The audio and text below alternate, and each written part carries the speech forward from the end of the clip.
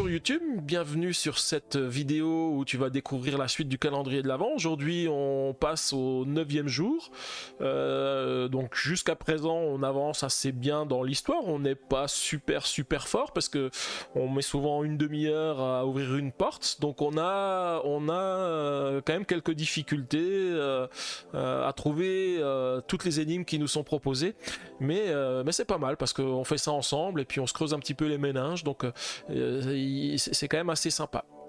Donc si tu aimes la vidéo, n'hésite pas à laisser un pouce bleu et puis à t'abonner à ma chaîne parce que tu vas retrouver toute la suite du calendrier de l'Avent dans les prochaines vidéos. Ouais, Tête de slip, ouais, je crois que qu'effectivement j'avais vu qu'ils avaient fait une intégrale Paper Tales. En plus, je crois que dans l'intégrale Paper Tales, ils ont refait la V1. Enfin, la V1, il y a peut-être eu des modifications sur l'édition de base, je sais plus. Je crois que j'avais vu quelque chose comme ça. Et tu dis l'extension toujours en vente sur Philibert, 18 €, ok. Faudra peut-être qu'un jour que je me l'achète quand même pour avoir la totale. Surtout que pour une fois que j'ai un jeu sans son extension, c'est plutôt rare. Maintenant vous commencez à me connaître. Quand j'achète un jeu, souvent j'achète l'intégrale, le jeu, toutes les extensions, plus les add-ons. Bon, ça c'est surtout quand je fais des financements participatifs. Quand je fais des financements participatifs, je prends la totale. Au moins je suis sûr de jamais regretter de ne pas avoir tout, de me dire ouais, j'aurais peut-être dû prendre ça, j'aurais dû prendre ça. Là au moins j'ai toujours la totale. Ok, alors je vais passer sur la scène. Et tu disais Tête de slip, comme par hasard, il n'y a pas l'extension alors qu'il y a du solo dedans. Bah ouais, effectivement. Mais peut-être que c'était une époque où je faisais encore pas trop de solo, parce que je ne fais pas que du solo. Je sais que on m'a posé la question. C'est sur la chaîne de la zone de jeu. La dernière fois où je suis allé chez eux, on a parlé de l'Enfeuse de Troie, parce qu'il y a un jeu l'Enfeuse de Troie qui est sorti. Alors moi j'ai toutes les BD l'Enfeuse de Troie avec une super collection avec sur la de chacun des livres, ça fait une fresque de l'Enfeuse, donc c'est vraiment super sympa. Et je leur disais que l'Enfeuse de Troie, je l'ai vu présenter plusieurs fois, eux ils vont le présenter sur leur chaîne mardi ou mercredi, ils vont faire une partie mardi ou mercredi la semaine prochaine, donc j'espère plutôt que ça sera mardi que mercredi, parce que mercredi je fais un live, donc je préférais que ça soit mardi, comme ça je vais pouvoir suivre leur live à eux. Et moi je leur avais dit ouais, j'aimerais bien, je suis aussi tenté par ce jeu parce que c'est aussi un jeu un peu narratif et tout avec de l'exploration, et là c'est Chico qui m'a dit ouais mais fais attention parce que ce n'est pas un jeu solo, il faut au minimum 2 joueurs pour jouer. Donc du coup effectivement c'est un peu moins bien pour moi qui fais du solo, mais après je peux toujours l'acheter et puis jouer avec mes amis qui connaissent aussi l'Enfeuse de Troie parce que je leur avais prêté toutes les BD. Donc du coup on pourra se faire une petite partie ensemble. Donc voilà, là j'ai tout le matos qui est déjà prêt, les lampes comme d'habitude. Ah non, j'ai oublié la paire de ciseaux. Alors je vais peut-être aller chercher la paire de ciseaux parce que la paire de ciseaux on en a toujours besoin. Donc je vais la chercher et puis je reviens tout de suite.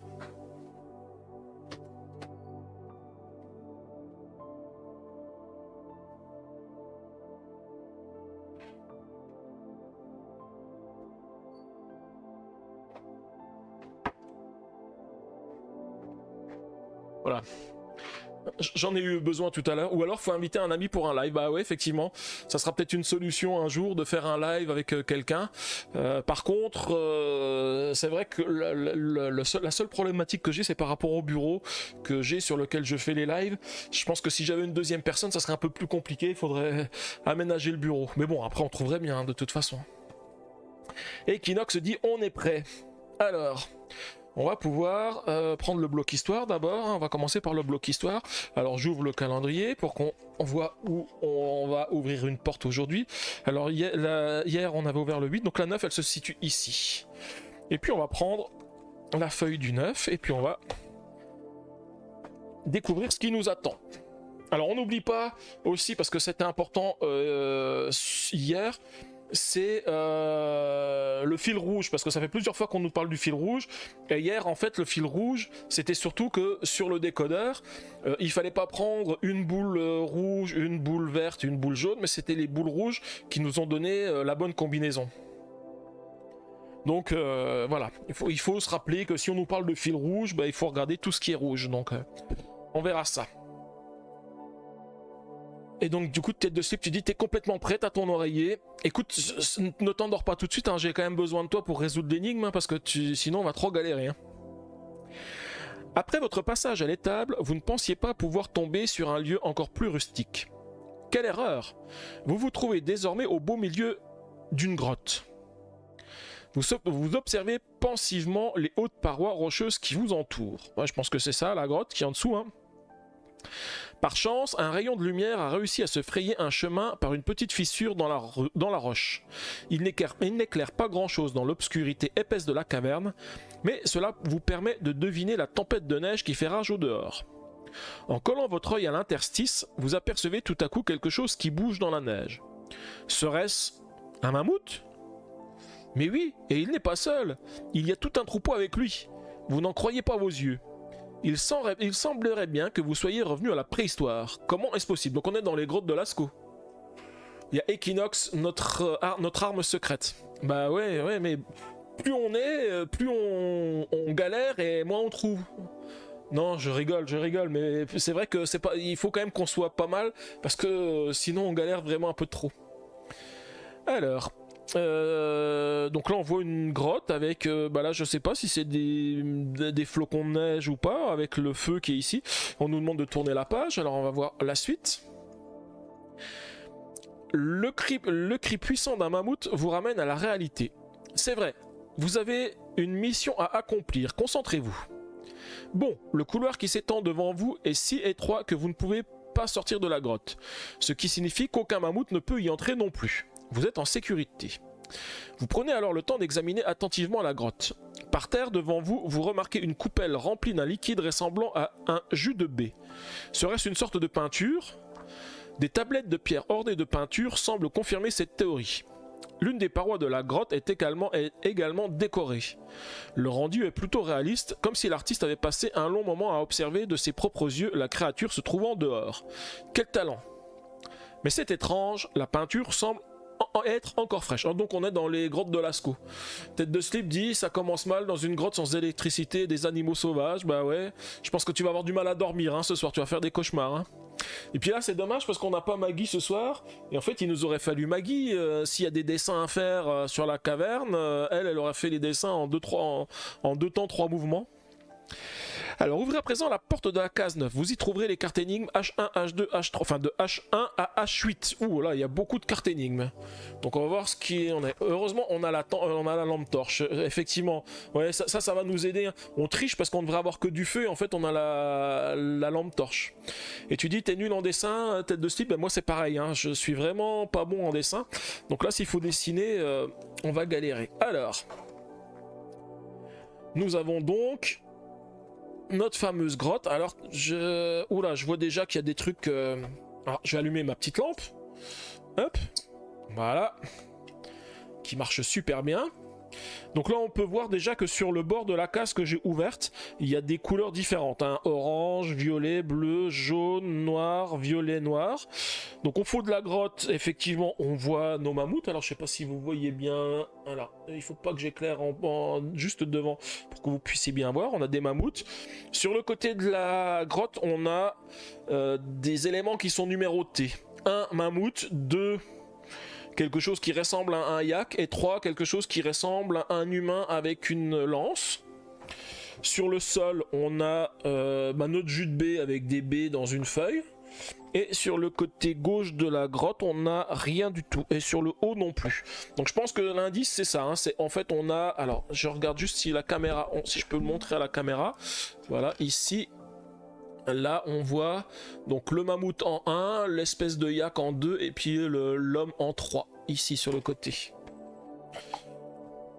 Et on va regarder ce qu'on a sur les différentes cartes. Alors, je les mets dans l'ordre. 3, 2, 1...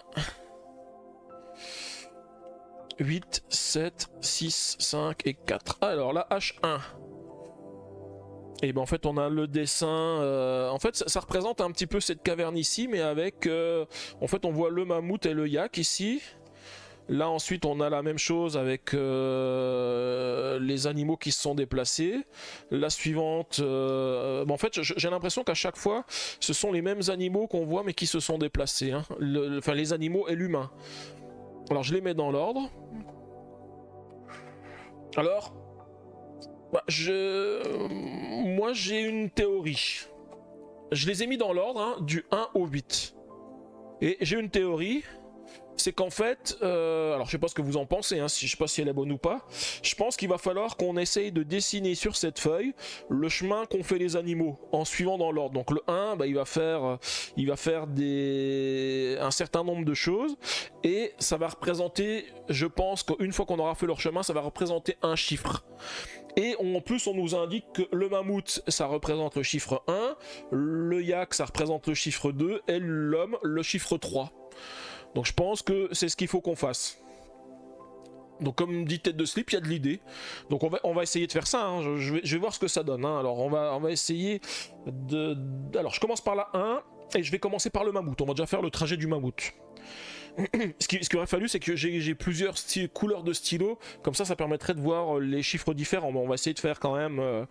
Je vais essayer de faire comme on peut, et je vais quand même essayer de mettre des initiales dedans pour suivre le trajet, pour voir ce que ça donne.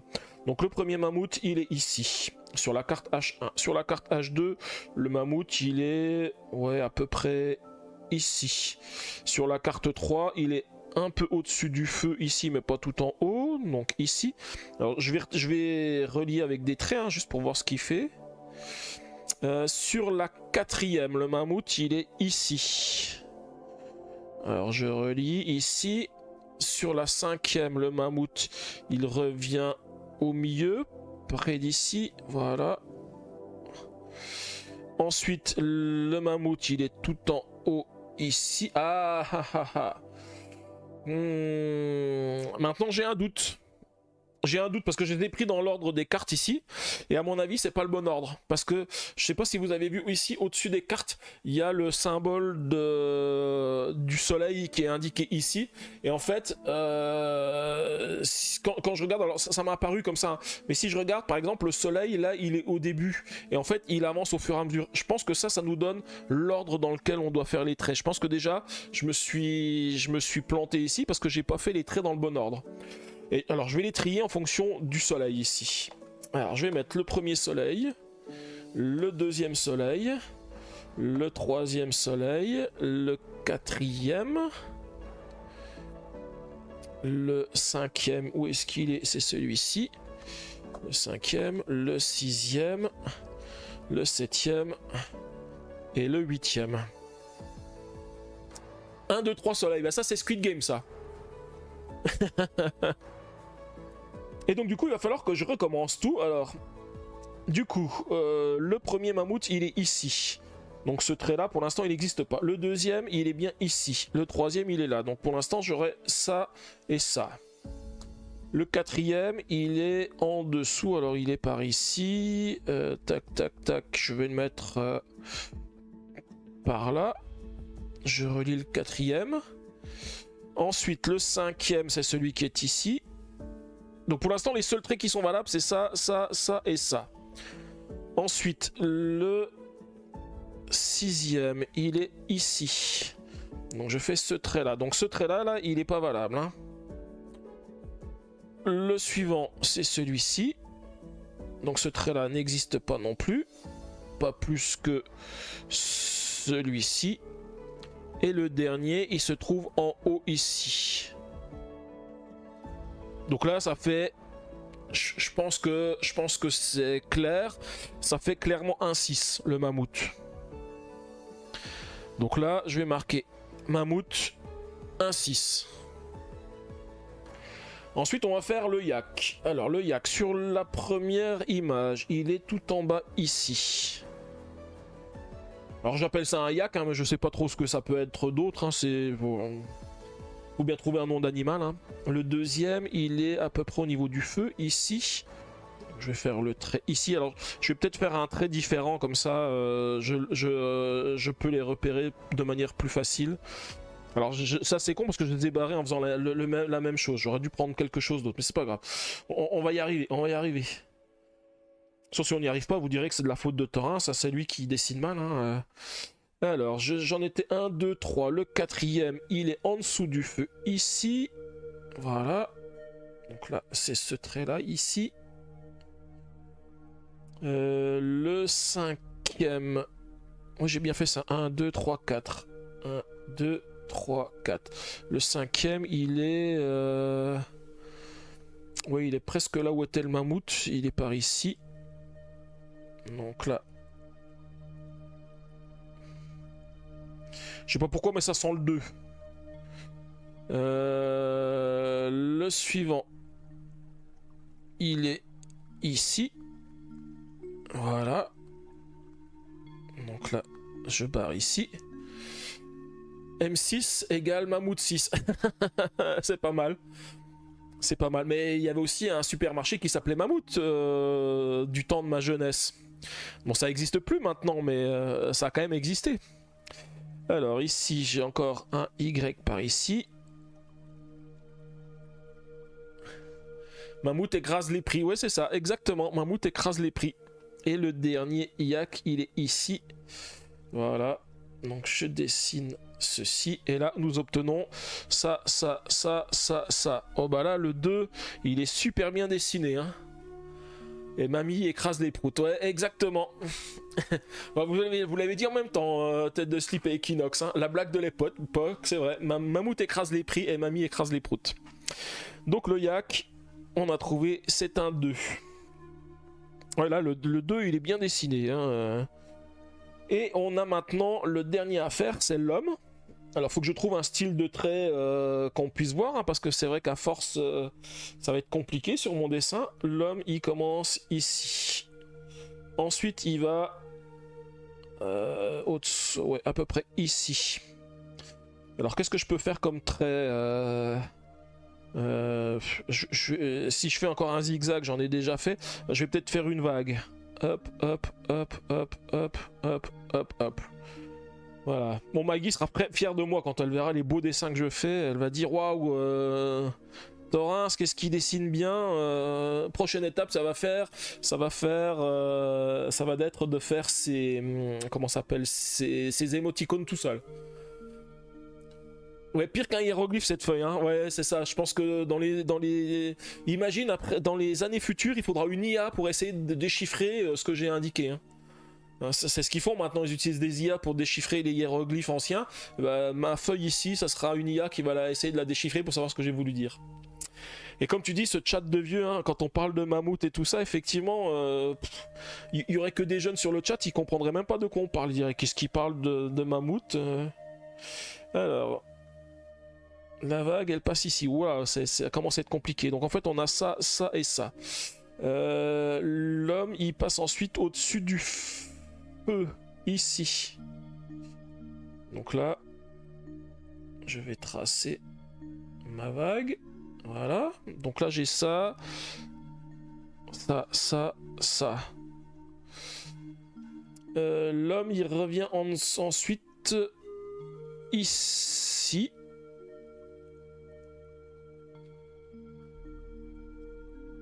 Là. Ensuite, il va tout en bas. Voilà. Ensuite, il revient au milieu ici. Et il vient par ici pour finir. Alors, qu'est-ce que ça fait, ça? J'ai l'impression que ça fait un 2 aussi, hein? Non? Non, ça fait... Je vais juste le dessiner. Ça fait ça, ça, ça, ça, ça, ça, ça. Ah oui, oui, bah oui, t'as donné la réponse, Equinox. J'ai vu ta réponse au moment où j'étais en train de dessiner, et puis du coup, ça m'a tout de suite, je me suis dit, bah oui, il a raison, Equinox, c'est bien un 3. Donc voilà. Donc l'humain, c'est un 3. Un trouze. Oula, je connais pas ce chiffre, le trouze. C'est un chiffre préhistorique, c'est ça? Et ben on n'a plus qu'à tester hein, la combinaison hein, maintenant qu'on a trouvé. Bon, là si on a trouvé, on a fait vite. Hein. Même pas un quart d'heure pour trouver la solution. On commence à devenir bon. Hein. Je pense pour le calendrier de l'année, le calendrier de l'avant exit de l'année prochaine, on sera au taquet. Alors 6 2 3. À ne pas confondre avec le troll de 3. Hein, c'est 6 2 3. je ferme juste la porte et on va regarder ce que ça donne. Alors, on va à droite, on va en bas ici et on arrive ici et on a rond, losange, rond. Et bah c'est parfait. On arrive dans la case où on avait mis des objets la dernière fois, hein, je vous rappelle. On avait mis des objets. Alors je vais déjà tout de suite noter le numéro, le 10.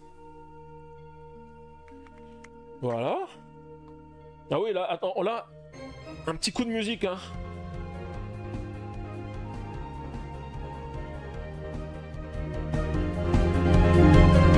Un petit coup de musique. Étant donné qu'on a réussi facilement, là, hein, on fait un petit peu la fête, hein. Voilà. Ah oui, c'est la fête, hein, carrément. Hein. On a réussi du premier coup en même pas un quart d'heure. Bah, je baisse quand même un petit peu, hein, parce que sinon vous n'allez pas réussir à dormir. Hein. Et ouais, ton aura a frappé. Hein. Quand t'es là, tête de slip, on arrive plus facilement à résoudre les énigmes. Hein. Ok. Et là, en plus, nickel, même pas eu besoin d'un seul indice, tout ça. Voilà, franchement, on peut pas faire mieux. Hein. Ouais, pas trop fort le son, il y en a qui somnolent, sinon en fait ils vont être réveillés et puis ils vont pas réussir à dormir avant 23h et ils diront ah mais c'est de la faute à Torrens, il met la musique trop fort et il réveille tout le monde. Ok, bah voilà. Donc c'est fait pour aujourd'hui. Du coup je vais repasser sur la chaîne de chat et puis bah je vais dire merci aux gens qui m'ont suivi sur YouTube. Bah j'espère que ça vous a plu. Donc aujourd'hui on a quand même été assez fort. Hein. Bon l'énigme, enfin j'ai trouvé que l'énigme était particulièrement plus simple que celle qu'on a eue les fois précédentes. Alors je sais pas, à vous de me dire si vous pensez qu'elle était plus simple ou pas, mais moi j'ai eu l'impression qu'elle était plus simple. Alors surtout bah si ça te plaît de nous aider à résoudre les énigmes, tu peux venir sur Twitch parce qu'on on résout les énigmes en live, donc du coup ça te permet de participer plutôt que de faire que de regarder. Et puis bah surtout n'hésite pas, si tu aimes la chaîne, bah aime la vidéo et puis abonne-toi à ma chaîne pour ne rien rater du contenu que je vais diffuser.